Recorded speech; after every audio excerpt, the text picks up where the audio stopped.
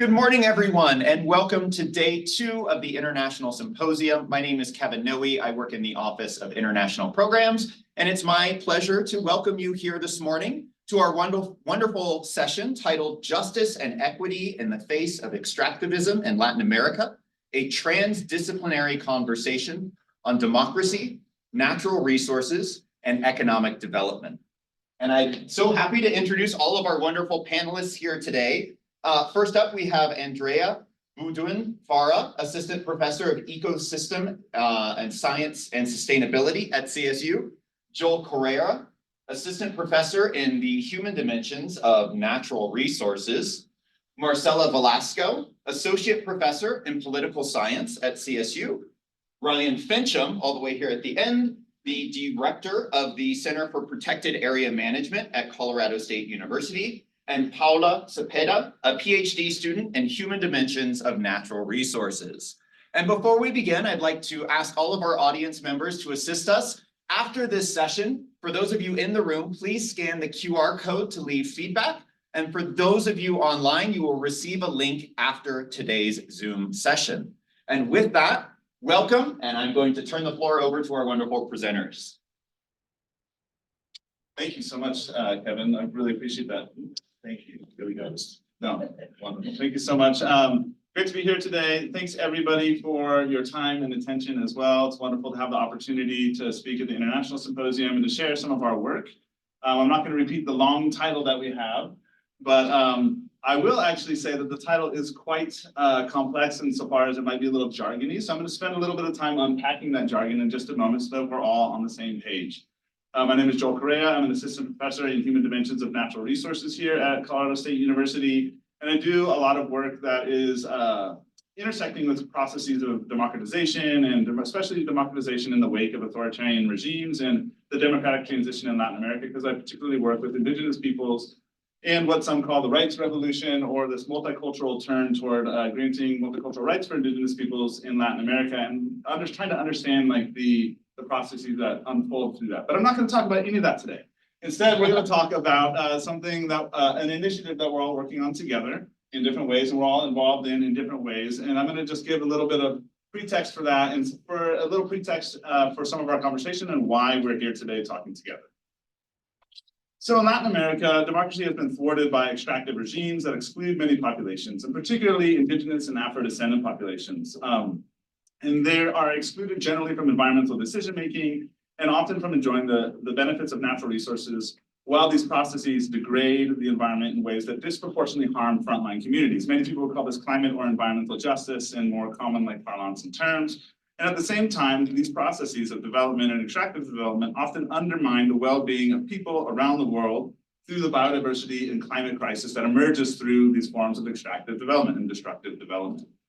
And so through transdisciplinary dialogue and action, the Just Socio-Ecological Transitions in Latin America program, or JSET, which we'll be talking about in different ways today, is trying to really foster a community that centers a more democratic research praxis by responding to by responding to and working with engaged practitioners, community members, and scholars from across the CSU campus, from across the Americas, and especially in Latin America as well. And everybody here today is going to be talking about different facets of the work that they do individually, but that we come together as a collective to think about these different processes of transdisciplinary science and action, and how that might actually help deepen and support, in some regards, a more democratic process. So JSET is this initiative that we started in 2023, August. So with the support of a Warner College of Natural Resources Dean's Grant for transdisciplinary approaches to environmental wicked problems.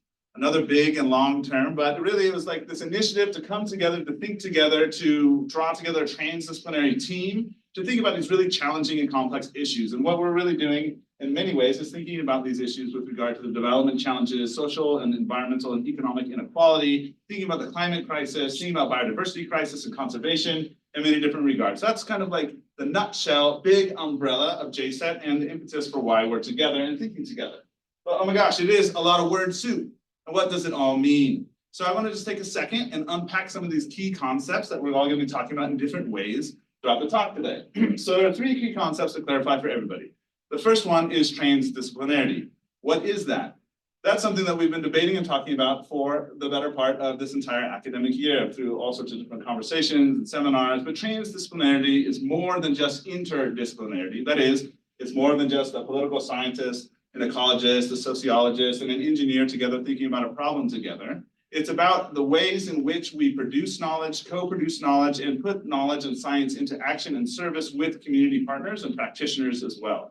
So thinking about and rethinking the ways in which we do science and for what ends we're doing science and action and how we are producing that knowledge and whose knowledge is valid within that process.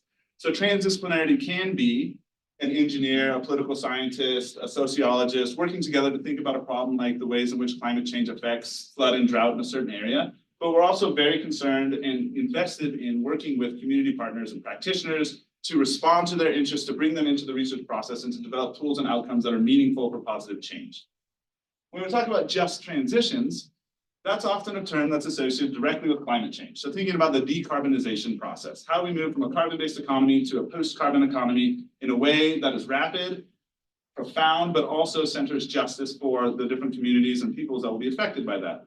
We are thinking about that, but we're thinking about just transitions much more broadly. We're thinking about histories of conflicts, both in like a post-authoritarian regime, but also armed conflict and other kinds of like everyday forms of conflict that come over natural resource use and access issues.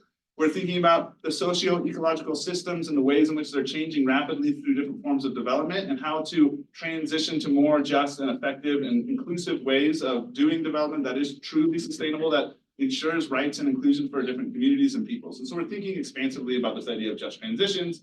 And there's this idea of extractivism, which centers largely in the title of this panel. Extractivism just basically is like taking resources from one place, using it to concentrate wealth and put that in another place. So extracting, oftentimes, this has been associated with mining, with hydrocarbon extraction, those kinds of things. We're thinking about extractivism also quite broadly, so there can be labor relations, other kinds of natural resource capture and use that doesn't benefit local and frontline communities. So a question that animates our work broadly is how do we facilitate sustainable and just transitions that do not reproduce or exacerbate existing forms of inequality, environmental degradation, and social conflict? And what we're trying to do really is draw together a community of practice and praxis here on campus and beyond campus that addresses these issues in this broad question through a whole suite of different ways of thinking and coming together and producing knowledge. So what we've done so far, well, we have a weekly seminar. I think we've had 14, we could have had 16, I don't really know, there's been a lot, but we've had many meetings over the course of this academic year where we've been convening people from across the Americas, from across the CSU campus, and really trying to inspire a suite of conversations around a different set of socio-ecological challenges and issues in Latin America. So for example, on this one here, we have a group of folks that are focused in Chile, indigenous peoples, scholars from the United States and scholars from Chile that are thinking about a core set of issues and how they've approached that through a transdisciplinary methodology. But in another kind of set of panels or types of themes that we do, we'll bring together 3 different scholars or practitioners or community members to talk about their different perspectives on a shared set of issues. So this one is about food systems. We do multilingual convening, so sometimes in Spanish, sometimes in Portuguese, sometimes in Portuguese, Spanish, and English. Sometimes, so there's a whole mix there. But part of that is the broader inclusivity that comes with the democratic process of deliberation across different ideas. And moving toward the conclusion, we also have done a series of workshops, focused workshops to do some program building, but also to build community on campus with graduate students, with faculty, and with staff in different programs to think about the ways in which we can move this idea of JSET forward into the future. Little side note, on Thursday, that's tomorrow, afternoon from 2 to 4:30 in the Natural Resources Building, room 345. And we have an amazing panel with 3 guest speakers, Dr. Betty Loisel from the Tropical Conservation and Development Program at the University of Florida, Kim Portness from the Inter-American Institute for Global Change Research, as well as Dr. Michael Esbach from the Gordon and Betty Moore Foundation. And we'll be talking about their work and their initiatives to push forward transdisciplinary science and action in Latin America. Please join us. From 2 to 2:30, there are free coffee and treats. And the rest of it is going to be a really rousing, engaged conversation and debate. So please take the time to join us if you can. You can also join by Zoom, and there should be information circulating online about that. And I'll conclude by saying, Sorry, I don't know what's happening, but I'll just. Cool, no worries. I will conclude by saying that the biggest initiative, or like one of the biggest motivations for what we're doing is to build community. We want to build community, want to draw people together in the post-COVID moment, but across campus and just generally. And so that's on campus, that's outside of campus, working with partners, and really like thinking about the ways in which we approach these challenging problems through a collaborative and in-depth kind of way of doing things. So one of which is also a Spanish and Portuguese or non-English language lunch. It's any language that's spoken in Latin America. You can speak in Guarani or Quechua, Aymara, whatever you want, but it's really about bringing people together just to sit and talk, and that happens every other week. So I'll stop there because I've gone way over my time, but I want to thank you so much and really looking forward to the wonderful presentations from the rest of our panelists who are working in this broad space of JSEC. Thank you. Is the clicker working? There it is. Okay.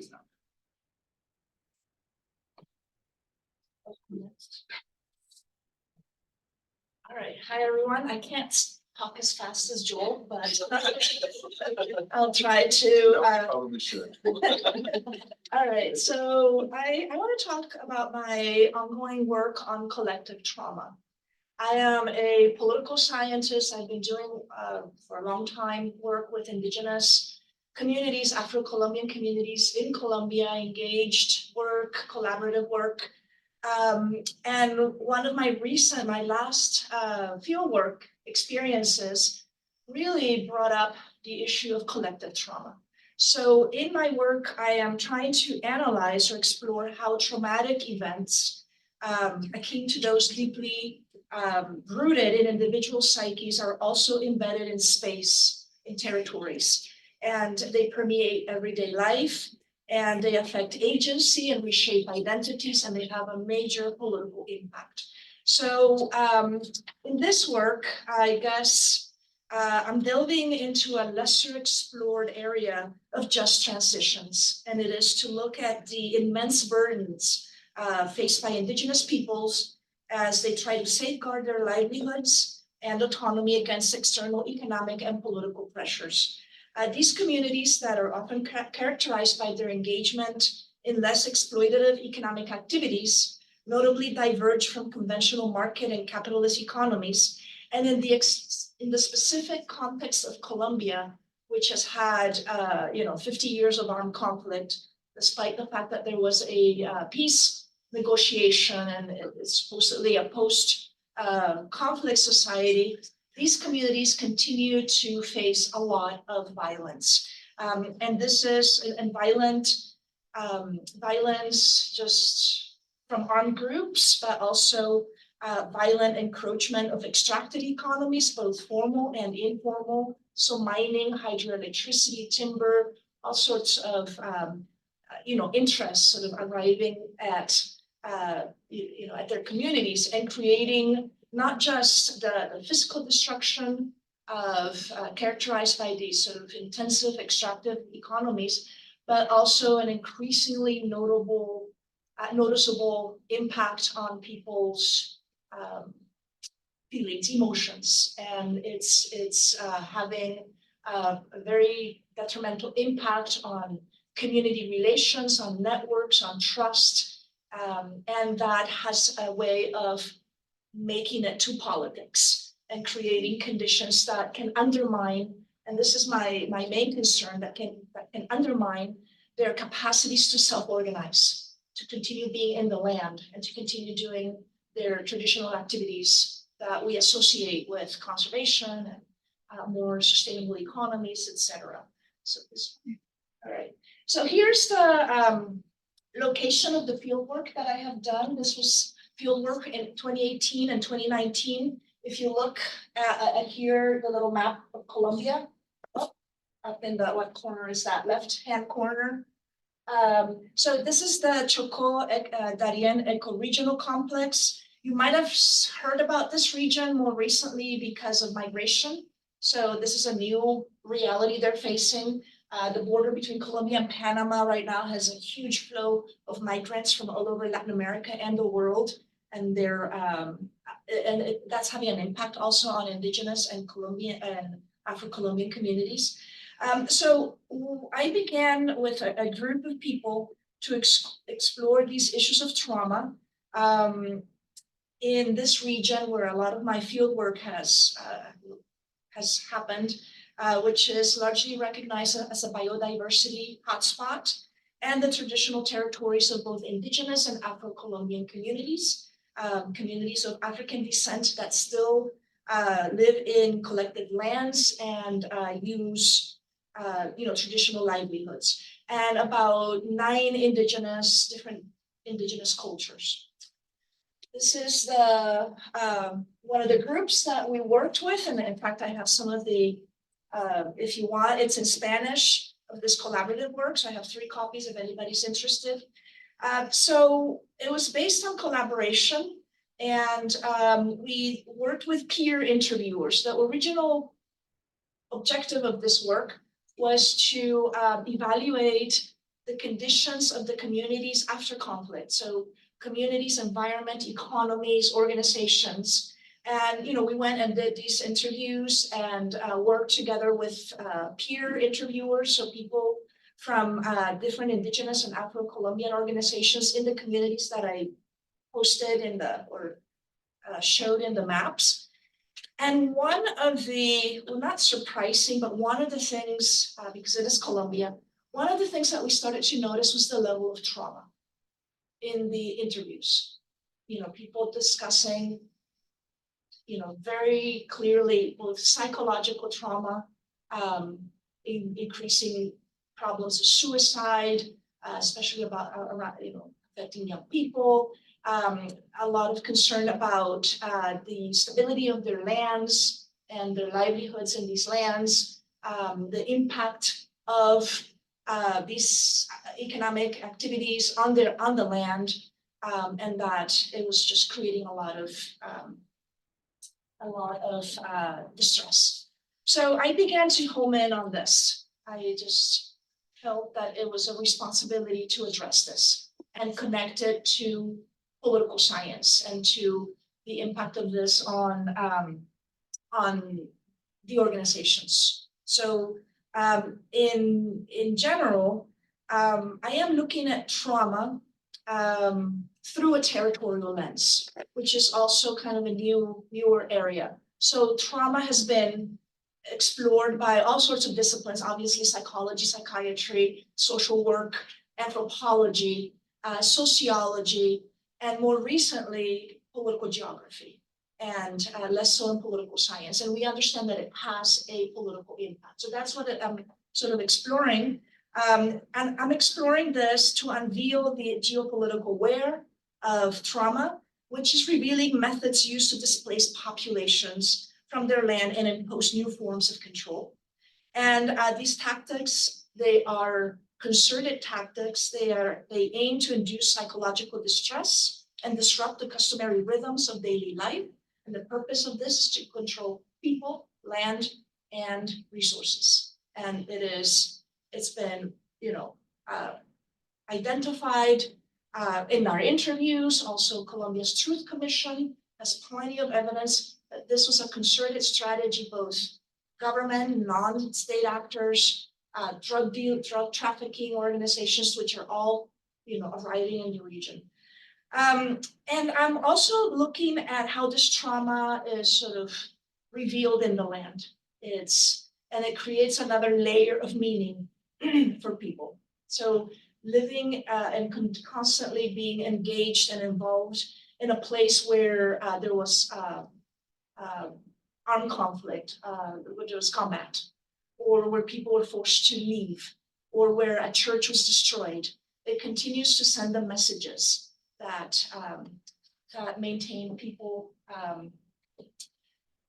in this very distressing situation. This is kind of small, but what I wanted to highlight is from our information, the most significant sources of collective trauma are a combination of armed conflict, overlapping human rights violations, government repression. For example, the government is in the habit of fumigating lands with glyphosate, like Roundup, to control coca. And that is a direct connection to American foreign policy to control the drug trade. So government fumigations, militarization, all these sorts of these forms of repressive activities. And also economic conflicts are weighing heavily on people's minds. as they fear that their traditional forms and livelihoods and activities are no longer sustainable in their ancestral lands. So finally, this instability is jeopardizing their ability to safeguard their cultures and sustain their ways of life. So I'm gonna stop because I went really beyond time. And thank you. What's next? Ayan. I think I'll just have to go through this, but it should be about on time. Yes. Hello, everyone. Thank you so much to Joe, Marcela, and Paul and Ryan, and to everyone who is attending the seminar. I am going to talk about these issues from the perspective of a case in the Bolivian Amazon. So I'm going to share some thoughts about the relations. Thank you. I don't project too much. Can you hear me okay? The relations between development visions, democracy, and justice in Latin America, drawing from this case. So the Llanos de Mojos region, which you can see hopefully in the map highlighted in yellow, is the biggest wetland complex in the Amazon basin. And it is a unique system composed of wetlands, savannas, and forests that roughly correspond to the jurisdiction of Beni in Bolivia. And water shapes this landscape and how people have interacted with it for millennia. Every year, what you see in yellow corresponds in blue, sorry, corresponds to massive parts of the Mojos flooded areas that are flooded every year. And the duration of these seasonal floods is an important factor in defining ecosystems and also livelihood strategies around these fluctuating landscapes. Savannas that you see in sort of yellow in the central part of the map are dedicated to extensive cattle ranching. So all of the central area is ranching, and in the forested margins all around that you can see in different shades of green, there are indigenous territories where different agroforestry activities and multiple use of forests take place and have been consolidated in these spaces of quote unquote lesser economic value. So really at the margins of the lands that are considered strategic for ranching and links to global commodity chains. Throughout these landscapes, you can see remnants of historic occupation and interaction with this landscape by various indigenous peoples. And some of those examples are these forest islands that are dispersed through the landscape and that correspond to historic management of seeds and forest landscapes, or also dense archaeological features that include canals and raised earth mounds for agriculture, like you can see in that image.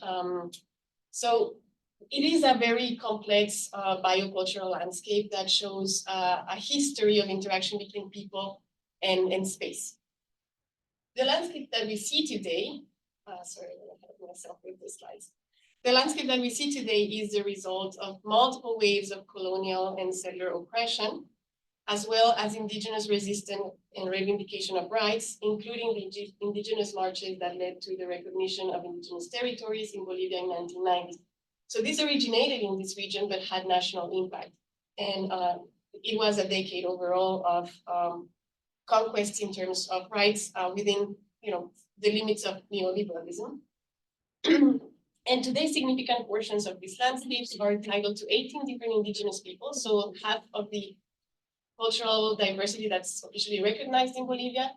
And another fraction is almost 30% is designated as protected areas, and UNESCO Ramsar sites with some overlaps and complexities in terms of tenure there. As many other regions in Latin America and beyond, Mojos, so this landscape is subject to mounting pressures from the intensification of extractive activities, such as the expansion of the agricultural frontier that you can see in the upper left corner, and next to it, threats from mega infrastructures, such as dams and waterways. In the bottom, the expansion of gold mining, and next to it, the threats of increasingly frequent and extreme use of fire to clear forests and to renew pastures. So all of these pressures coming from different directions and playing out at different scales are threatening the livelihoods of indigenous peoples that live in this territory. In particular, the approval in 2019 of a new land use plan for Beni, which expands the areas approved for agriculture from almost 0 to 53% of the department, has generated great concern among indigenous communities. The plan was not debated at all. Rather, it was imposed by economic and political elites who own fertilizer companies and huge expanses of land that could be converted to agriculture with negative consequences on water and other natural resources for indigenous communities. And this plan does not exist in isolation, but rather fits within an extractive and exclusive conception of development that is expressed through different policy instruments like diesel subsidies, patronage in land distribution, or selective pardons for forest clearings and fire use. So these are pardons for large land holdings, but not necessarily for small scale farmers who do shifting agriculture, for example. It is in this context that the Llanos de Mocos working group, of which I am a part of, was created in 2020. And the aim of the group is to get together and position a different narrative of what development can mean for this region. And the group comprises a diverse group of institutions. I'm not going to go into the details of all of them. You can see the logos in the slide. And we've come together to develop a plan to promote conservation and sustainable development in Mocos through research, supporting territorial governance in indigenous territories and protected areas, promoting sustainable livelihood strategies such as tourism and sustainable ranching, communication efforts, and incidents on public, sorry, I'm behind on my slide.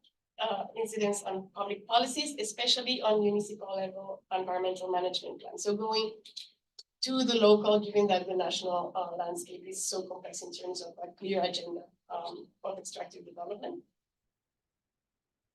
And under the umbrella of the working group, I have participated in transdisciplinary efforts to integrate the visions and aspirations of different stakeholders across Beni. So this is where the transdisciplinarity comes in trying to model future scenarios for the region that capture the trade-offs of short-term versus long-term economic benefits of alternatives with or without this new land use plan. And we have tried to integrate stakeholders' visions, but also to center equity and justice in how we approach these assessments of ecosystem services in the future scenarios, and in how we continuously engage with diverse groups of people to integrate their prerogatives in the models that we generate. And I have found that this is a unique opportunity to conduct research within a context in which this working group has been actively trying to open windows of opportunity for policy change, dialogue, and action in support of local governance processes. But at the same time, we are continuously confronted with the fact that the adoption at scale of alternative views of development is confronted with, on the one hand, the historical dependency of Bolivia on the extraction of natural resources, and on the other, the deep roots of undemocratic institutions. So the lack of consultation, meaningful participation, and transparency in the discussions of this, for example, this Beni new land use plan, show the extent of the continuing exclusion of indigenous peoples from the construction of the plurinational state. Even, if in Bolivia, indigenous peoples are recognized in the constitution, and we are a plurinational state precisely because of that, there are still entanglements of economic and political elites with extractive interest and undermine the potential of expressing those rights, and call for greater integration of questions of democracy and how we approach the study of sustainability and ecosystems and conservation as a deeply political question. And that brings us out of our depth sometimes. Thank you. Thanks, Ryan, and I'll let you know. I'm actually gonna stand up. Thank you all for being here. I apologize in advance to those that are joining us online. If you can't see my head, that's okay, as long as you can hear me. My name is Ryan Fincham. I'm with the Center for Protected Area Management here at Colorado State University, and I'm going to take a little bit of a different tack in talking about how we get involved in the democratization process. Oh, that's a mouthful, in Spanish and in English and Portuguese, right? In Latin America, through one major vehicle of conservation that can help or can hurt, depending on how it is implemented. And so we'll talk about protected areas and then what the role of our center is in engaging with communities and with governments all around the world. We actually just reached 100 countries that we've trained or participated in activities with this past year. We're really excited about that. So as a center, our vision is to help work and support the creation of a more sustainable, just, and environmentally conscious world in which the planet's natural areas are effectively and equitably managed. Pretty big vision. And then our mission is to help achieve that vision by working to create a shared sense of hope for the future by implementing capacity sharing programs for protected areas and communities around the world. So let's dive in a little bit to what we talk about when we talk about capacity. And we work on multiple different levels of capacity in our work. And all of this is going to eventually tie back to JSET, tie back to these specific case studies that we heard about in Colombia, in Bolivia, in Paraguay, and hopefully create an understanding of why we're all trying to collaborate to create something bigger here at CSU. So we work in capacity. One of the things we do is we try to enable people to develop and use their competencies required to do their jobs well. And when we do that, that helps us build individual capacity. We also work at establishing and sustaining entities of all types that take responsibility for protected areas and the people who work for their future. And doing that helps build organizational capacity. And then if we can create the enabling environment, the political, economic, and cultural kind of recognition of the values of protected areas and what enables them to thrive, then we're creating societal capacity to help support those. And really, to be successful in our work, we need to work at all three of those levels. So work with organizations, work with individuals, and work more broadly with society to build the capacity to ensure that protected areas can achieve the objectives effectively and equitably that they were established for in the first place. Why are we working with protected areas? Well, people need protected areas. There's a whole incredible list of environmental benefits and services that flow from well-protected nature, but also protected areas need people behind them to help support them. And that we can think about those people as rangers and government folks that help protect those areas, but also relies on the communities whose livelihoods depend on the establishment of those protected areas. And us as voters that live all across the world that want to make sure that these places are intact for our grandchildren to visit. So just to make sure we're on the same page, when we talk about protected area, what are we talking about? We use the International Union for the Conservation of Nature's definition, which says a protected area is a clearly defined geographical space recognized, dedicated, and managed through legal or other effective means to achieve the long-term conservation of nature and associated ecosystem services and cultural values. We actually go a step further than the IUCN definition, and we think about protected areas quite broadly to also include, of course, formal systems of protected areas, regardless of governance. So you can think of our federal protected areas like our national parks in the US, but we also have protected areas at the state level. We have protected areas right here in Fort Collins or in our county, but you also have protected areas that are managed by local indigenous communities as well. Also, other effective area-based conservation measures, OECMs. If you haven't heard of OECMs, look them up after this because you're probably going to find jobs working with OECMs in the future. It's just other ways to achieve conservation goals besides like formally declaring a protected area in the way we traditionally think of it. And then working across indigenous and local community territories that are being managed also for conservation values and finding ways to make sure that those protected areas do count globally, because when they count globally, there can be money, there can be resources that can benefit those communities, if and only if those governments in the world also recognizes the human rights values of those communities to remain on their lands. So where is the world now? We currently have 17% of the Earth's land surface and 8% of the oceans dedicated in some form of protected area.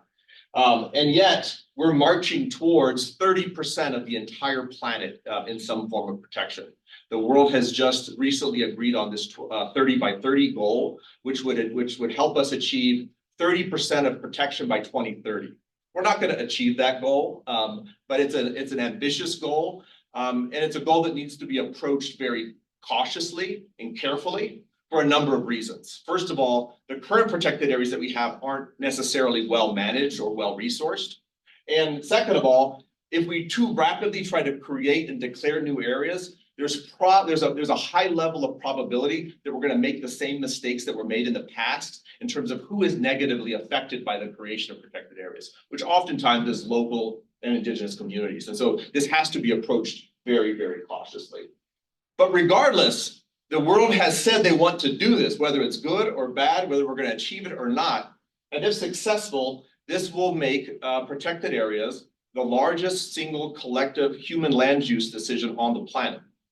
Greater percentage of the earth would be dedicated to protected areas than to agriculture, than to cities, than to any other land use. So if we're thinking about democratic processes, this is a huge piece of real estate that can be utilized or not to involve people.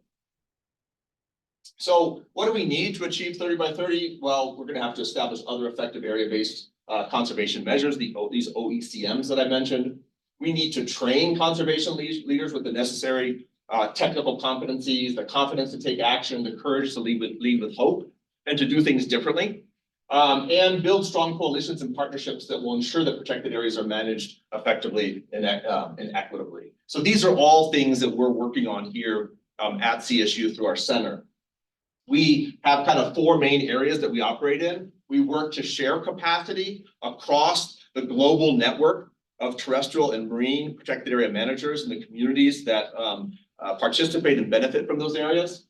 We're working to reimagine protected areas beyond the way they have been traditionally defined to include more just and inclusive processes. Our program around Reimagine Protected Areas also works a lot on gender equity in the conservation space and works a lot with indigenous and local communities. We work to create and facilitate more creative solutions to protected areas. So a lot of our capacity sharing programs are focused on leadership development, systems thinking, and building coalitions to try to find new pathways forward for success for all parties. And then we collaborate a lot with communities in a variety of different topics, but especially with sustainable and ecotourism to try to utilize visitation to protected areas as a way to develop sustainable livelihoods.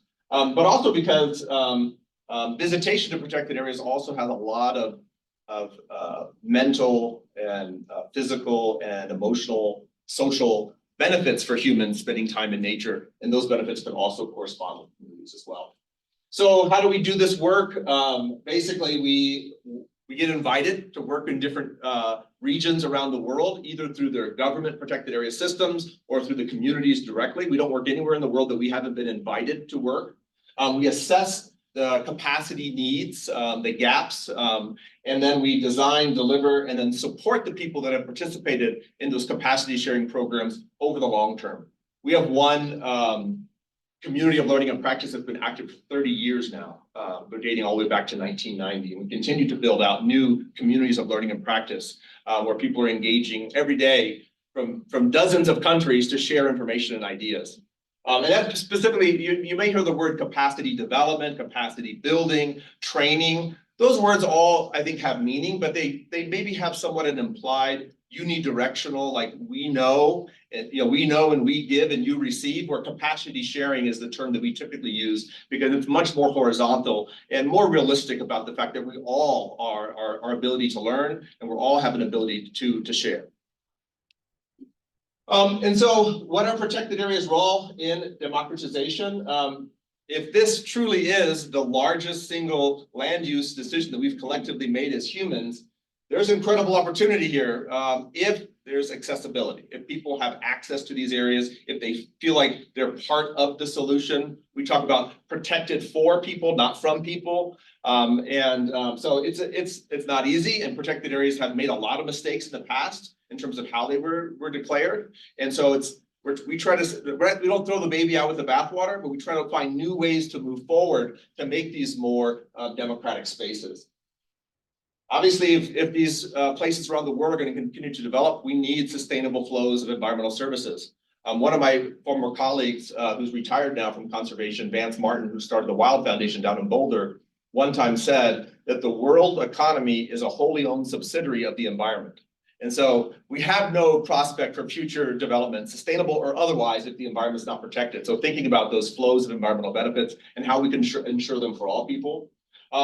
Protected areas are simply reflections of the values of the people that live in those spaces. And so they need to be declared based on the values of all people, but they also, if we do them well, can represent the values of our nation. I think people are come to the US are really interested sometimes in seeing how our National Park Service not only protects Yellowstone National Park, one of the first, the first national park in the world, but also protects Stonewall in New York City, the kind of launching off point of the LGBTQ movement globally. So like these are values that our nation wants to protect. So we have these stories to tell into the future. And then buffering, protected areas can buffer against some of these unsustainable development practices that we're seeing all over the globe if they're done correctly, because oftentimes this rapid development and extractivism is negatively affecting those people that have always lived in the buffer zone, in those areas around those national parks, or inside those protected areas. When we talk about protected areas, we're not just talking about areas that exclude people. There's a whole wide range of protected areas, and most of the categories of protected areas that we work with have people living within them as part of the landscape. So that's what we're trying to do, and we are part of JSET because we're learning from all the faculty and graduate students that are doing research on the ground in Latin America, so we can improve the quality of the capacity sharing programs that we're providing, and then hopefully bring some of the people that we're working with across the landscape back to CSU campus as graduate students and just kind of innovate all around. So thanks so much, and it's a pleasure to be part of JSET.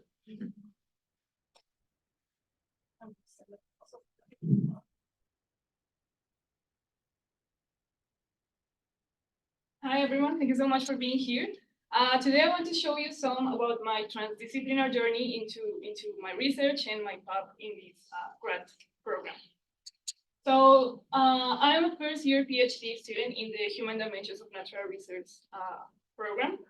And what I'm trying to do is establishing the relations between climate change adaptation and conservation under the context of conflict in Colombia.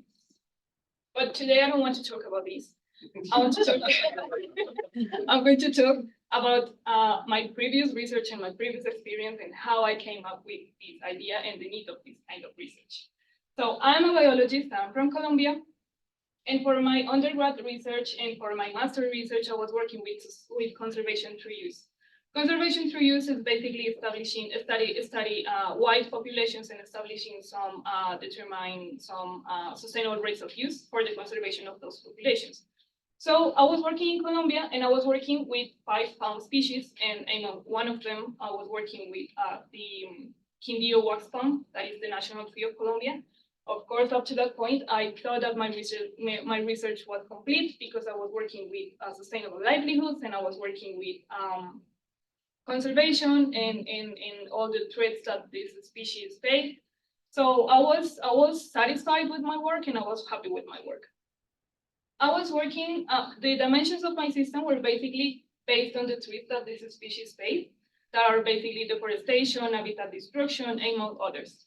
These affect wild populations and generate like negative outcomes that creates like the decreasing or the reduction of those populations. So I was approaching this from population ecology. With population ecology, I was trying to understand the status of the populations and how I can determine some sustainable rates of use to establish some sustainable livelihoods and the protection of the species, and finally having like happy outcomes or good outcomes. But I was doing this, of course, in the places where I was working in. I was in interaction and I had some dialogues with local people and with campesinos. And doing this, I realized that I was missing an important part of this conversation. And what was that important part? So to put you a bit more in context, I was working in that red spot that you see over there. That is in the department of Meta in Colombia, that is in the middle of Colombia if you see the map. And this area was highly affected by the conflict. And that was something that I was ignoring in my work. And it's something that is really important because of course these relations of conflict and people in a natural area of course affect the relations that people can have with the use of those resources and the relations with those resources. So that was something that I realized that I was missing and that it was really important to incorporate. And specifically what? For instance, to determine if the needs of the research were in line with the needs of the campesinos, and also what were the relations with the environment, and also what can be their processes of recovery after the conflict, and all these things under the approach of justice, resilience, and transformation. So after that, I started realizing that this system, of course, was lacking of the social component that was determining basically what was the interaction of people and natural resources with the conflict in the approach in the context of conflict and how this was related with their needs and under the approach of justice, of course. So after this, and doing this research and building this research, of course, incorporating it also with other factors that put in risk these populations like climate change, I started these conversations also in the JSET seminar. That was really important for me to know two things mainly, like basically other experiences of people that is incorporating also some components into other fields, and also to know more about other experiences and other backgrounds and other fields that are being incorporated in this conversation of transdisciplinarity. That is basically what it should be. So with this, I'm not feeling that I'm jumping from natural sciences to social science, but I feel that I'm incorporating all this background and experience in natural sciences into this new field of social science. That is, of course, new for me. And some determined conversations and seminars that we have had, for instance, Dignidad y Justicia para el Campo, planetary and global health, and food systems in Latin America have been really important also to know more about different aspects of people that have been working in Latin America in different fields, and how this can fit also my research and the things or my objectives and my goals into my research and into my grad program. So this was basically what I've been doing, what I'm planning to do. And thank you so much. And I don't know if we can proceed with the panel. Yeah, great.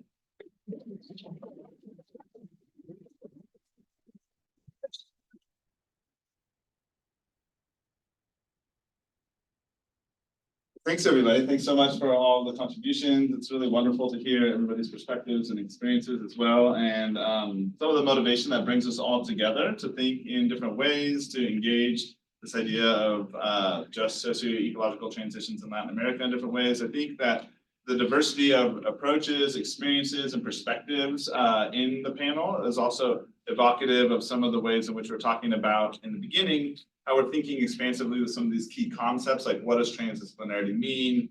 How does that help us, or can it help move toward a more just kind of science and action process and practice? What is the role of justice within transdisciplinary science?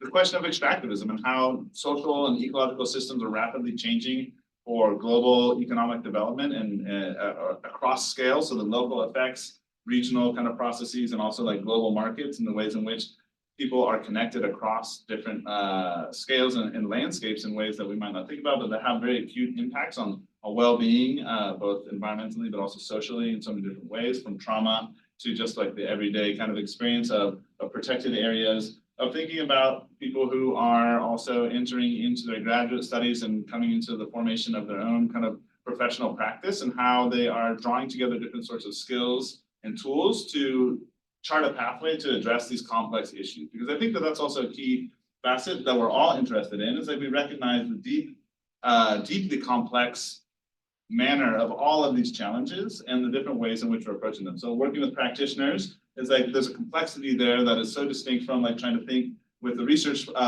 proposal and putting together that, but bringing those two kind of approaches together and seeing how they are complementary is also like highly powerful and potentially quite transformative. So it's really exciting to be in conversation with everybody, and so happy to hear all of your feedback and comments. And I don't know if you all want to comment, or if we should open it up to questions and comments from the folks in the room. Please. So each of you have discussed the term justice, and it's part of your title and for JSET. But justice is a very multifaceted term. There's lots of different interpretations of justice. Each one of us in the room has a different interpretation of justice. Especially in the West, it's very retributive. A lot of communities, it's very restorative. So how have you dealt with defining that term within your research and your work, especially when you're working within many different communities? And then how are you using those many facets of justice and various definitions within your larger efforts? That's a great question. Thank you so much. I think it's a really important question as well. I've been talking a lot, so I'm going to open it up if anybody wants to engage it. If not, I'm happy to think with that, because I can answer. Well, I'm very new in this new field. I'm trying like to build my research. I am trying to build this from justice and from social justice. So up to now, I'm trying to build that from the 4 dimensions of justice, that is distributive justice, procedural justice, restorative, distribution. I forgot the other one, but on the yeah on that aspect. But also, I think that it's really important to know what is justice for the communities, because it's not only to go and we as researchers make a research about if there are some approach of justice or there is justice or is not justice in the communities, but also what is justice for them.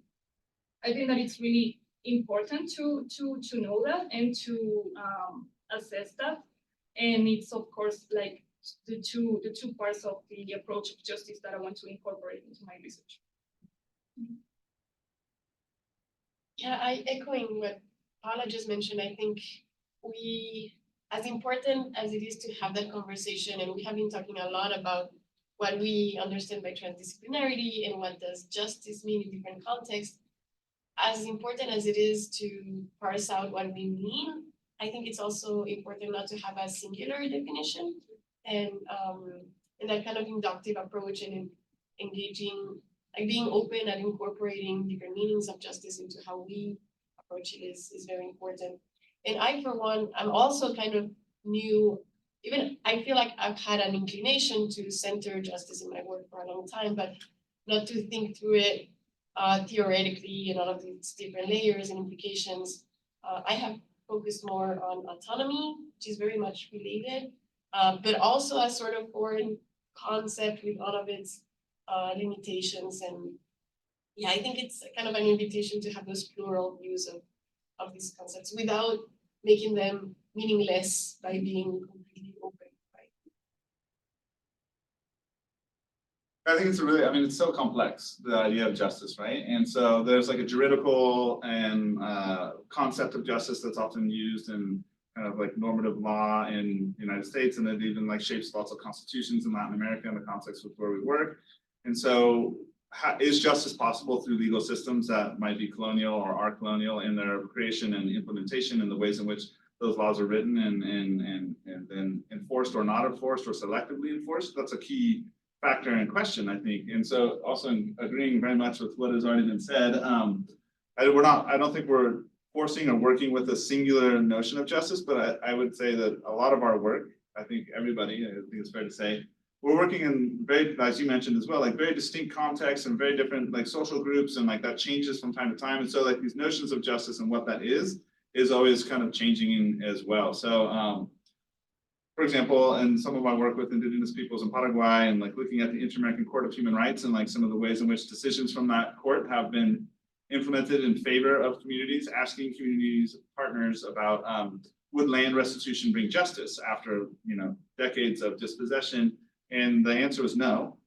Like that's not justice, but because there is no way to like if justice is like some sort of like commensuration for a harm in some regards, as it can be seen sometimes through legal processes, then there's nothing commensurate to the harm that communities have experienced through decades of dispossession, through the loss of traditional practices, through the loss of family members and loved ones. But returning to the land and having the ability to recuperate those relationships does bring, in his words, a sense of peace, right? And so like there is like in that for me has been, I keep coming back to that concept and that like framing of justice, because it's, to me, it shows it as like it's a important political horizon and mobilizing tool. People say all the time we're demanding justice in different contexts, in different ways. It's a discursive term, but what that actually means is quite slippery and distinct. And so it's like moving towards something, but not necessarily ever achieving that, right? As well, I think is sometimes the way in which it unfolds in practice, at least in the context that I've worked. Yeah, any other questions?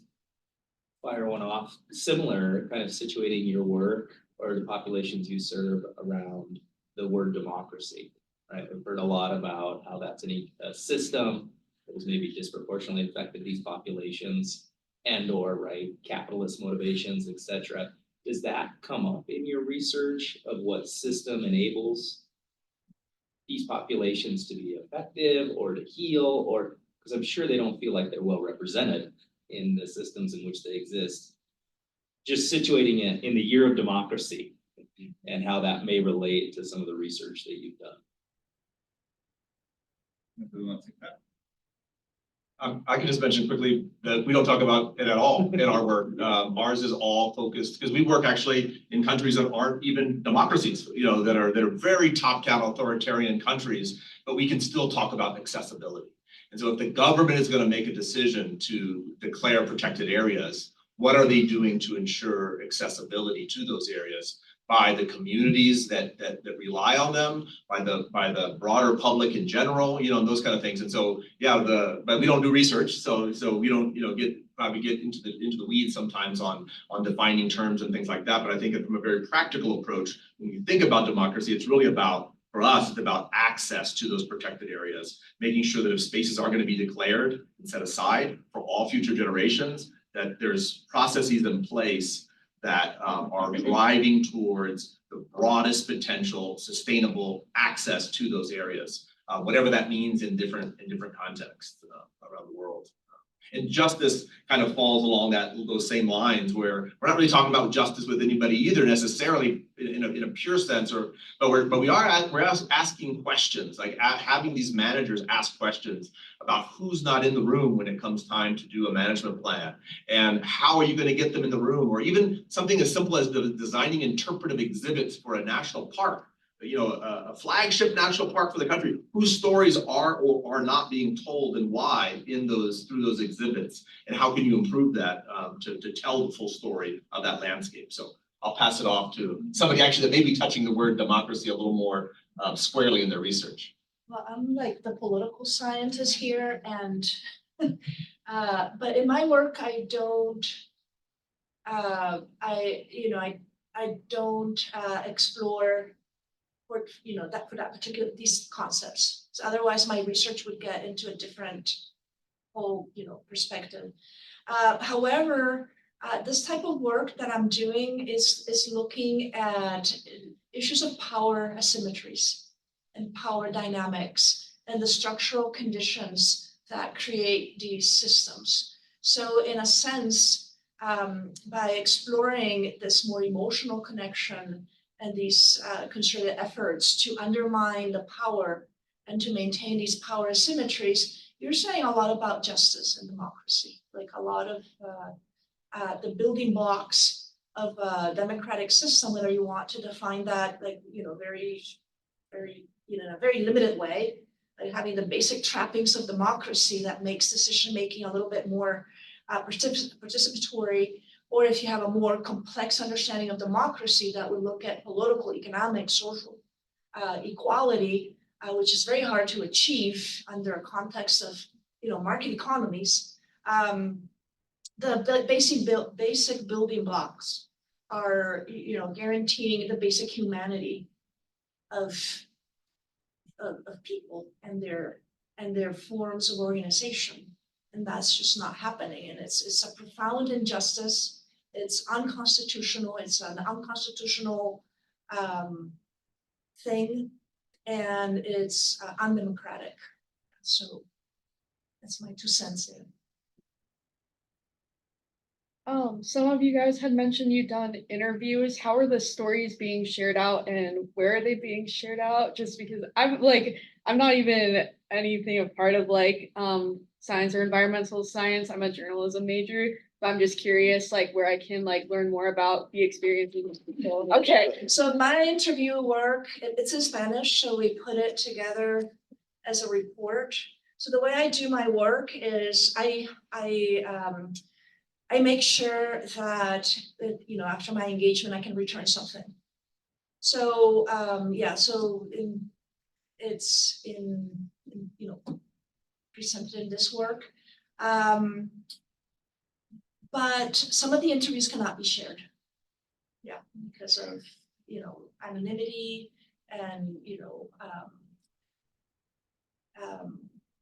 that you guarantee that you're not going to share sensitive information, or that you're just using that information for what was agreed. And so, in the case of Colombia, the work of the Truth Commission has like, they shared about 2,000 or more interviews. They're in Spanish.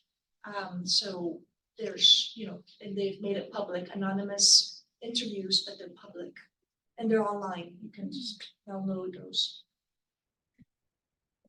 Yeah, I would say it's one of the tricky things with this kind of work, because on the one hand, you have very strong ethical considerations in how you engage with people and how you guarantee confidentiality and privacy, and you make ethical use of the data. On the other side, you have to tell a story and you have to sustain that story. So there's always that balance in maintaining your ethical commitments, but selecting quotes here and there that can support the narrative or of the bigger story that is being told. But yeah, in raw form, those are usually not available.